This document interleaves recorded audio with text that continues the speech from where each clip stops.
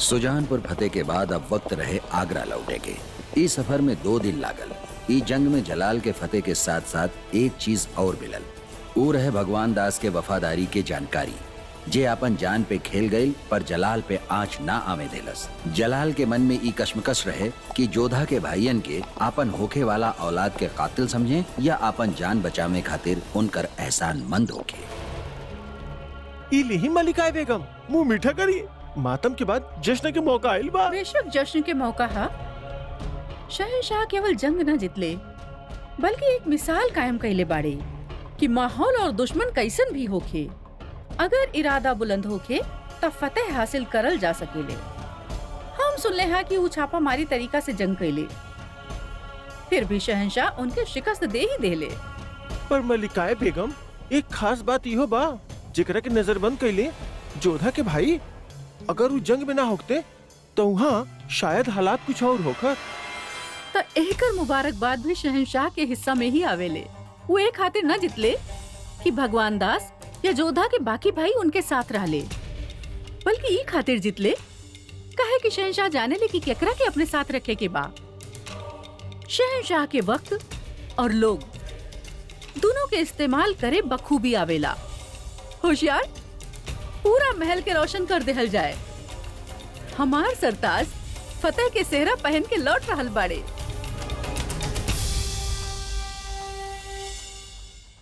मुबारक के वजीर आलिया, शहंशाह सुजानपुर के जंग फतेह कर लेले बाड़न।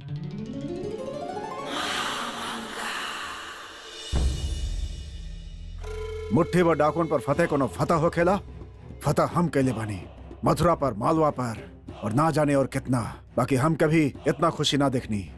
जलाल एगो मुठभेड़ का जीत लेलन, ऐसन जश्न मनाइल जा रहल बा जैसे पूरा हिंदुस्तान जीत ले होखन। शहंशाह बाड़े अदहम, उनके एक छींक भी आवेले ना त खबर बन जाला, काहे कि उनकर नाम के सिक्का चलेला। उनकर बात अरफे आखिर बा। बाकी अम्मी जान, हमार मेहनत पर भी जलाल के तारीफ होखे। अदहम एक बात याद रखा, शमशीर भले ही हाथ से चलेले लेकिन फतेह के सेहरा हमेशा सिर पे बंधेला। शतरंज तो खेले बानी न रउआ, मरे न तो बेचारा प्यादा ही, लेकिन जीत उ राजा के मानल जाला जब बस एक घर चाल चलेला। यही खातिर हमरा के शहंशाह बने के बा। ये सपना देखे से पहले ही हकीकत जान ला अदहम। सिपाहियन के गलती के वजह से अगर शिकस्त मिले तो वो बादशाह के शिकस्त मानल जाला। ऐसे अगर सिर पे फतेह के सेहरा बांधे के बा तो शिकस्त सहे के ताकत हासिल करा जे ए वक्त तोहरे पास ना बा। यही खातिर अभी खातिर तू चेहरा पर मुस्कुराहट लावा और एक अच्छा वफादार की तरह चल के शहंशाह के इस्तकबाल करा। चला हमरे साथ। होशियार बाग, शहंशाह हिंदुस्तान जलालुद्दीन मोहम्मद तशरीफ ला रहल बाड़न। अरे बाहर इतना शोरगुल का है? शहंशाह के इस्तकबाल हो रहल बा। जंग फतेह करके लौट आइल बड़े हो और खबर ही बा कि जोधा बेगम के भाईजान भगवान दास बहुत जख्मी हो गए जंग के दौरान।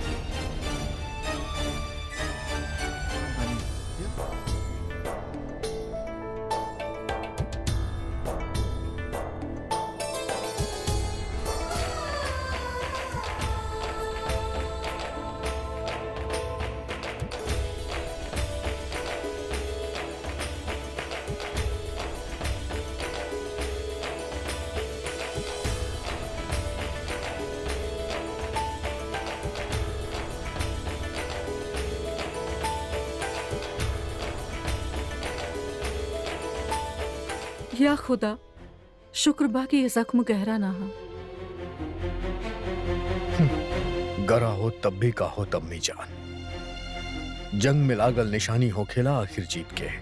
सिपाही के एकरा पे फक्र हो खेला। ई पे मरहम लगवाला। मरहम तो तभे लग चुकल रहे अम्मी जान, जब हम सुजानपुर के बेटा राजा रतन सिंह के कत्ल कैले रहनी।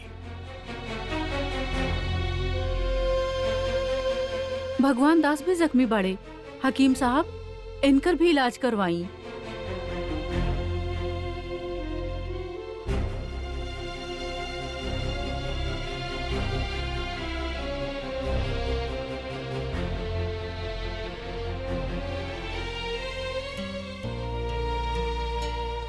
जोधा बेगम के जब भी खबर मिली त ना जाने का हाल होखी ओकर। सुनला तू, शहनशाह डाकुन के पनाह देवे वाला सुजानपुर के राजा के बेटा रतन सिंह के कत्ल कर देले वाड़न जंग के मैदान में।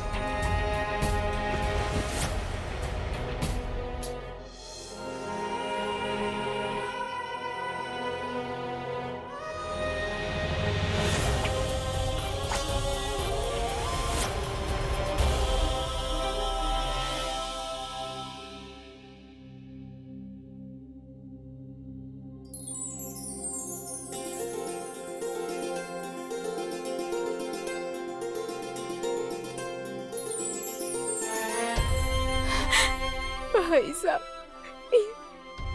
कैसे काहे केकरा खातिर रहुआ इतना घाव से आला? उनका खातिर जेकर रक्षा के हम दायित्व ले रहनी है। का आवश्यकता रहे रहुआ के युद्ध में सम्मिलित होके के? उनके प्राण के रक्षा करे खातिर रहुआ अपन जीवन के संकट में डाल देला। जे हमनी के बहन के होखे वाला पति के हत्या कर देलस। हत्या ना के लिए बनी जोधा, वो युद्ध में मारल गेलन।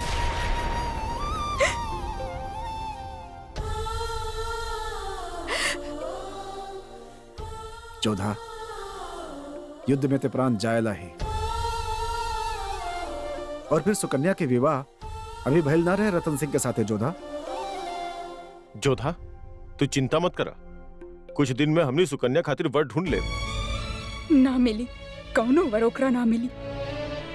हमार विवाह के पश्चात रहुआ लोग कितना राज्य गईले, परंतु केही भी सुकन्या के आपन हाथ ना देलस। और अब जब चारों ओर ये सूचना जाई कि सुकन्या के भाई अपना ही होके वाला संबंधियन के विरुद्ध तलवार लेके खड़ा हो गईले, तो के सुकन्या से विवाह करे खातिर तैयार होगी? का होगी अब हमनी के बहन के भाई साहब?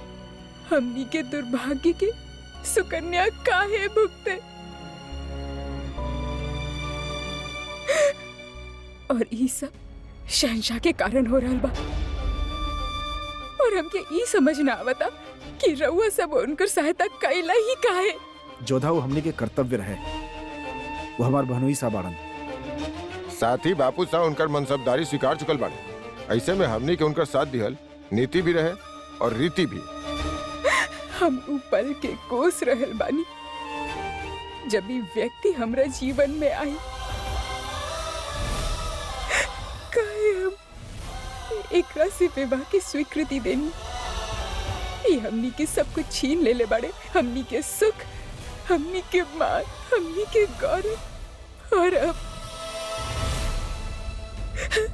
सुकन्या के सौभाग्य भी छीन ले भाई साहब। हमरा मन से तो शहंशाह खातिर केवल हाई ही निकलने क्यों? ना जोधा, राउर पति बाड़न। वो अग्नि के साक्षी मान के रहुआ उनके साथ साथ फेरे ले बानी। भूल के भी कभी उनके हाय मत दिया। हमार जीवा के तरवा रोक ले भाई साहब, परंतु हमार मन के का जोने में उनके खातिर घृणा के अतिरिक्त और कुछ भी ना। जब भी निकली तो केवल हाय। ना जोधा ना, हमनी के वंश के मर्यादा रहुआ के ऐसन करे की आज्ञा ना देवेला। यदि ऐसन ही बा तो अब हम उहे करब जेकर अनुमति हमार मन हम के दी।